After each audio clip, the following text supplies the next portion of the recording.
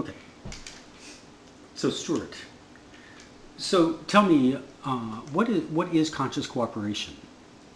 It is a new business which I have formed, which is now a corporation also, which has a specialty of promoting harmony and cooperation, especially related to the construction industry. And why did you start it? Well, it came out of my own construction business, which I've had now for almost 30 years on Cape Cod. Mostly light commercial and residential work. And it evolved out of this natural bent. I had to keep improving the nature of my projects, and I really started to look a lot more at the relationships involved, and how could I lessen or eliminate conflict altogether, what were the roots of conflict, what would make people comfortable, what would make my customers comfortable. So then I started asking, what can they really expect out of me? So I asked myself that, and I started asking them questions like, what does this project mean to you? Do you have any fears about it? Are you comfortable with it? Do the plans that we have represent what you really want? Do you have any concerns I should know about? Anything that hasn't come out yet? And I would let people know that I was really there to serve them well, not available 24 hours a day, but I really want people to be happy, pleased with the product, pleased with the nature of the relationship. And the more that I operated that way, the better everything got. So this is about building better relationships between people that are builders or working in the construction industry and the people that they're and their customers. Basically, but it also, it really applies to any kind of interaction that people have. But it also involves subcontractors, suppliers, just all the way down the line. And I found that also talking very directly to my subcontractors or people working with me directly, and supporting the best in them, being friendly toward them, being appreciative, thanking them for good work. This made a big difference. I found that people then really wanted to take care of me. They'd tell me they're happy to work with me, they enjoyed it. And we'd help each other out. I'd help the plumbers carry tubs into a new job, and they'd get on the other end of a long board for me. And it was great, nice cooperative effort. So do you think that there's something particular about the construction industry that makes this emphasis on cooperation particularly important? I think there's an enormous amount historically of tension and antagonism and distrust in the construction industry, and the reputations tend to be really bad.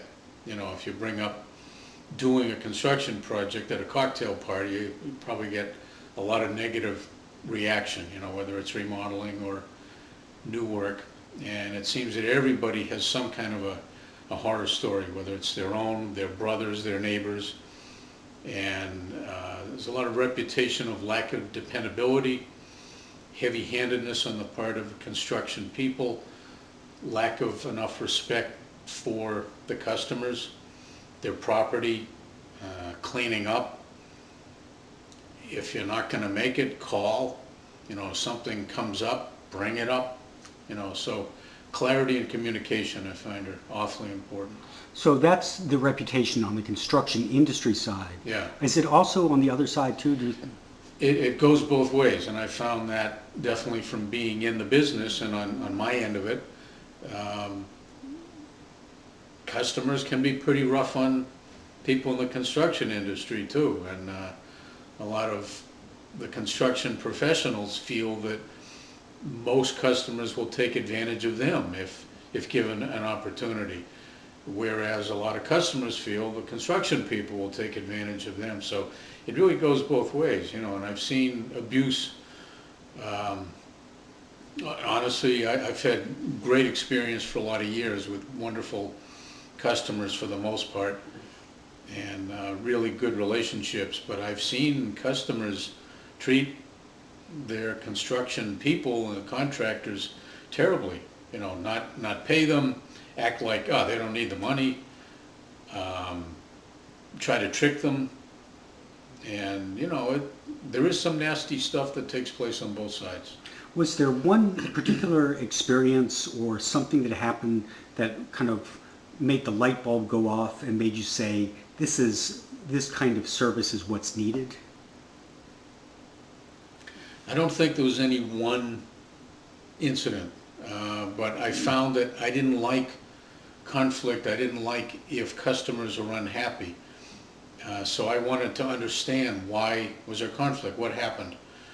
And I found that, especially in my earlier days in the business, I wasn't being quite as clear as I could be in contracts and in some of my talking, and I would hesitate to speak back then as directly as I do now, and get out the difficult questions, difficult subjects.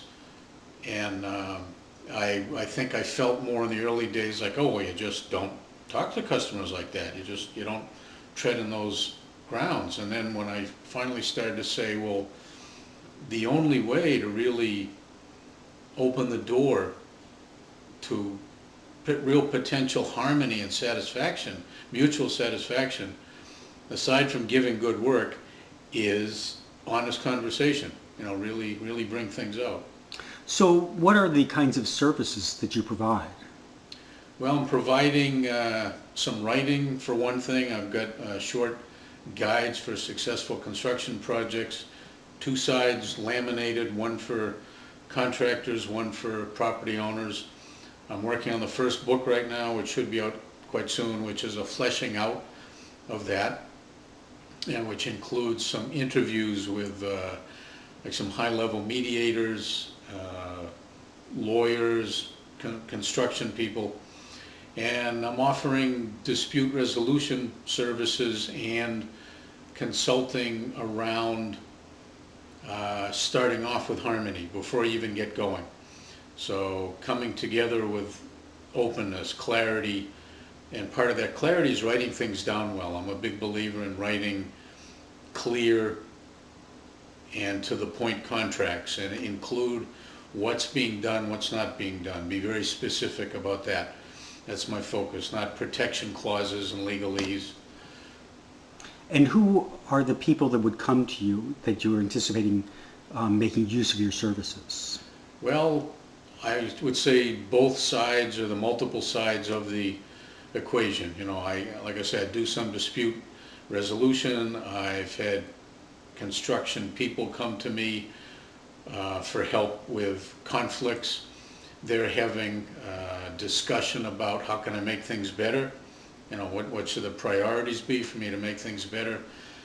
And I've been in the middle of disputes with property owners being upset with contractors. So what I'm seeing is helping both sides, because it all comes down to people, and it comes down to people on both sides.